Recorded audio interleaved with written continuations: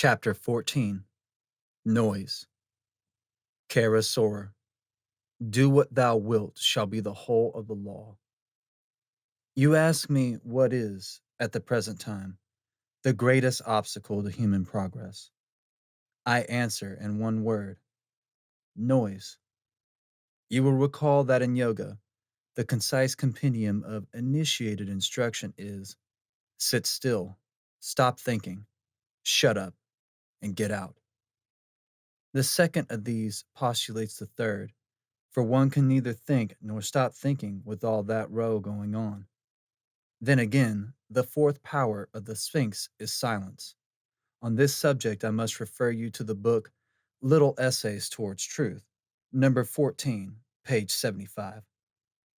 We are really trying to discuss something totally different, something practical in daily life. Very well, then. You remark that Goetia actually means howling, that we use officially the bell, the tom-tom, the incantations, the mantras, and so on. All quite true about magic, but none of it applies to yoga. For even with the mantra, the practice is to go faster and more quietly as one proceeds, until it becomes mental muttering. M is the letter that is pronounced with the lips firmly closed, and silence is the meaning of the mu root of mystery. However, we must admit the value of rhythmical, one pointed sound that is very different from noise. French has noise, nose, a debate, quarrel, noise, noisa, nausea, noesia. But Diaz claims the derivation from nausea, and by the living jingo, I consider Diaz 100% white man. I once had a most wholesome lesson. How diffuse and therefore unnecessary is much of even our most would-be compressed speech. I had been charged by my superior with the reconstruction of a certain ritual. This was in 1912. Already the tempo of the world had speeded up mercilessly. To get people to learn even short passages by heart would be no easy job.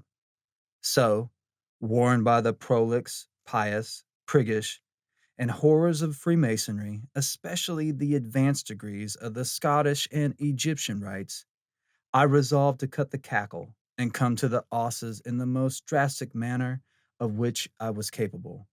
It was a great success. But then we had a candidate who was stone deaf, not a little hard of hearing. His tympana were burst. Obviously, one could show him slips of paper as one did in talking to him. But then, in much of the ceremony, the candidate must be blindfolded. Nothing for it but to communicate by the deaf and dumb alphabet on his fingers. This I did, and found that I could cut out on the spur of the moment at least 40% of the irreducible minimum without doing any damage at all to the effect of the ritual. Now, what I am out to complain of is what I seriously believe to be an organized conspiracy of the Black Lodges to prevent people from thinking, naked and unashamed. In some countries, there has already been compulsory listening in to government programs. And who knows how long it will be before we are all subjected by law to the bleatings, bellowings, and belchings of the boring balderdash of the BBC? So nobody must be allowed to think at all. Down with the public schools. Children must be drilled mentally by quarter educated herdsmen, whose wages would stop at the first sign of disagreement with the bosses. For the rest, deafen the whole world with senseless clamor. Mechanize everything. Give nobody a chance to think. Standardize amusement. The louder and more cacophonous, the better. Brief intervals between one day and the next can be filled with appeals, repeated till hypnotic power gives them the force of orders to buy this or that product of the businessmen, who are the real power in the state, men who betray their country as obvious routine. The history of the past 30 years is eloquent enough, one would think. What these sodden imbeciles never realize is that a living organism must adapt itself intelligently to its environment or go under at the first serious change of circumstance. Where would England be today if there had not been one man deliberately kept in the wilderness for decades as unsound, eccentric, dangerous, not to be trusted, impossible to work with, to take over the country from the bewildered, safe men? And what could he have done unless the people had responded? Nothing.